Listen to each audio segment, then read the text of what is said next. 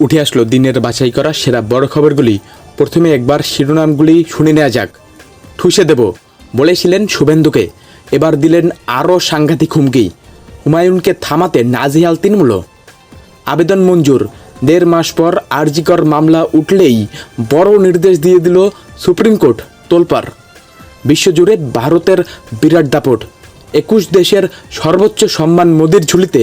Mauritius সফরে প্রধানমন্ত্রীকে বিরাট স্বীকৃতি। ইফতারে যোগ দিলে প্রশ্ন উঠছে কেন? ফুরফুরা শরীফ থেকে সম্পৃক্তির বার্তা দিলেন মমতা। তসলিমাকে ফেরানো হোক কলকাতায়। রাজ্যসভায় আবেদন শ্রমিকের কৃতজ্ঞ লেখিকা, চাপে টিএমসি। বিস্তারিত খবর যাওয়ার আগে আপনি যদি চ্যানেলে প্রথমে থাকেন, চ্যানেলটিকে অবশ্যই সাবস্ক্রাইব করবেন, ভিডিওটিকে লাইক করবেন আর অবশ্যই কমেন্টে আপনার মতামত জানাবেন। চলুন বিস্তারিত খবরে। ঠুসে দেব বলেছিলেন শুভেন্দুকে, এবার দিলেন আরও সাংঘাতিক হুমকি। হুমায়ুনকে থামাতে নাজেহাল তৃণমূল। নিজের অবস্থান থেকে এক চুলও সরছেন না হুমায়ুন কবির, বরং সোমবার শুভেন্দু অধিকারী সম্পর্কে আরও একবার চাঁচাশোলা ভাষায় তোপ দেখেছেন হুমায়ুন। অন্যদিকে হুমায়ুন কবিরের দেওয়া শোকজের উত্তরেও একেবারেই সন্তুষ্ট নয় তৃণমূলের শীর্ষ নেতৃত্ব। জানা গিয়েছে, তৃণমূলের শৃঙ্খলা রক্ষা কমিটি মঙ্গলবার তাকে ডেকে পাঠিয়েছে। ওই দিনই হুমায়ুন সম্পর্কে দলের অবস্থান স্পষ্ট করে তাকে জানিয়ে দেওয়া হবে বলে জানা গিয়েছে। ফের শুভেন্দুকে আক্রমণ করে কি বলেছেন হুমায়ুন? আমি আমার বক্তব্য ক্লিয়ার করে দিয়েছি, শোকজের উত্তরও আমি দিয়েছি। আমি কোনো অন্যায় করিনি, বিধানসভার ভিতরে কিছু বলিনি, আমি কোনো অপরাধ করিনি। শোকজে আমি ভয় পাই না, আমি আমার সিদ্ধান্তে অনড়। আজ তো শুভেন্দু অধিকারী ভয়ে দিল্লি পালিয়ে গেলেন। দলের মধ্যে আমার প্রচুর শত্রু। আমার শত্রু তো বিজেপি, কংগ্রেস, সিপিএম হওয়া উচিত।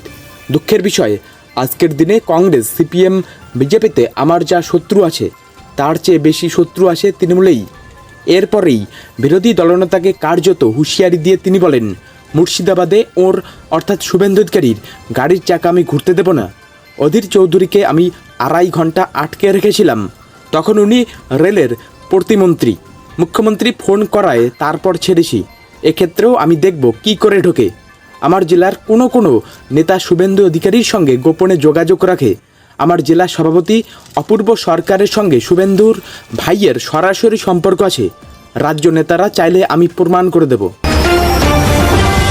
আবেদন মঞ্জুর, 1.5 মাস পর আরজিকর মামলা উঠতেই বড় নির্দেশ দিয়ে দিল সুপ্রিম কোর্ট। তোলপাড় সুপ্রিম কোর্টে চলছে আরজিকর মামলার শুনানি। প্রধান বিচারপতি সঞ্জীব খান্নার এজলাসে উঠেছে আরজিকর মামলা। এর আগে মামলাটি শুনানির জন্য উঠেছিল গত 29 জানুয়ারি।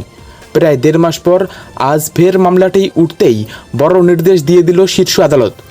এদিন সুপ্রিম কোর্টে প্রধান বিচারপতির বেঞ্চে নির্যাতিতার পরিবারের আইনজীবী জানান, নির্যাতিতার বাবা মা আদালতেও উপস্থিত রয়েছেন, যাতে হাইকোর্টের একক বেঞ্চ সিবিআইকে আরও তদন্তের নির্দেশ দেয় সেই নিয়ে আবেদন জানানো হয়।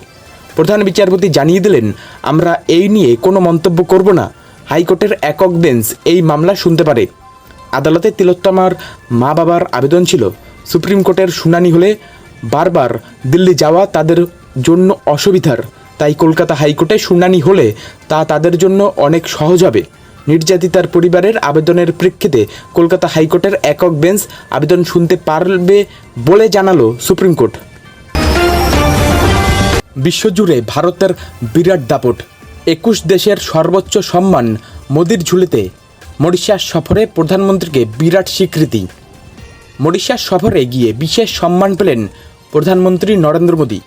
প্রধানমন্ত্রীকে দেশের সর্বোচ্চ পুরস্কার grand commander of the order of the star and কি অব দ্য ইন্ডিয়ান ওশান এ সম্মানিত করার ঘোষণা সে দেশের সরকারের। প্রধানমন্ত্রী মোদী প্রথম ভারতীয় যিনি এই অনন্য সম্মানে ভূষিত হয়েছেন। এখন পর্যন্ত 21টি দেশ প্রধানমন্ত্রী মোদীকে সর্বোচ্চ সম্মানে ভূষিত করেছে। ইফতারে যোগ দিলে প্রশ্ন উঠছে কেন? ফুরফুরা শরীফ থেকে সম্প্রীতির বার্তা দিলেন মমতা। রমজান মাসে আজ ফুরফুরা শরীফে গিয়েছেন মুখ্যমন্ত্রী মমতা বন্দ্যোপাধ্যায়। তার এই যাওয়া নিয়ে খোঁচা দিয়েছেন বিরোধী দলনেতা শুভেন্দু অধিকারী থেকে শুরু করে প্রাক্তন সাংসদ অধীর রঞ্জন চৌধুরী। নানা প্রশ্ন তুলেছেন তারা। তাদের অভিযোগ, মুখ্যমন্ত্রী 2026 সালের বিধানসভা নির্বাচনের বৈতরণী পার করতে ফুরফুরা শরীফে গিয়েছেন। আজ সোমবার বিকেলে ফুরফুরা শরীফের ইফতার অনুষ্ঠান থেকে সেসবের জবাব দিলেন স্বয়ং মুখ্যমন্ত্রী মমতা বন্দ্যোপাধ্যায়। এখান থেকেই সম্প্রীতির বার্তা দিলেন রাজ্যের মুখ্যমন্ত্রী। এদিকে ফুরফুরা শরীফের অনুষ্ঠানে পৌঁছে শুরুতেই ওই প্রসঙ্গ তুলে আনেন মুখ্যমন্ত্রী। তিনি বুঝিয়ে দেন, বিরোধীদের এই ধর্মের রাজনীতির অভিযোগে তিনি বিরক্ত। তাই এই অনুষ্ঠান মঞ্চ থেকে বলেন, আমি যখন দুর্গাপুজো করি, কালী পুজো করি, তখন তো কেউ এই সব প্রশ্ন তোলেন না।